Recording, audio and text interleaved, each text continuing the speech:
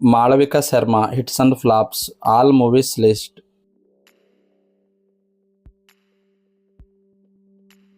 1 Nela ticket 2018లో release అయింది, flop.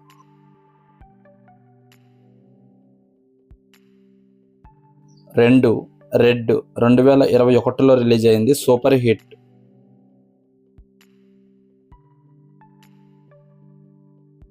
3 coffee with Kadhal 2022లో రిలీజ్ అయింది, ఫ్లాప్.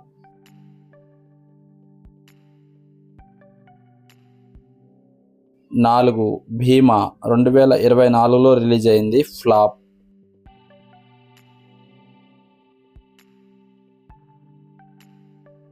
5 హరోం హరా ఈ మూవీ రీసెంట్గా రిలీజ్ అయింది, హిట్ టాక్తో రన్ అవుతుంది.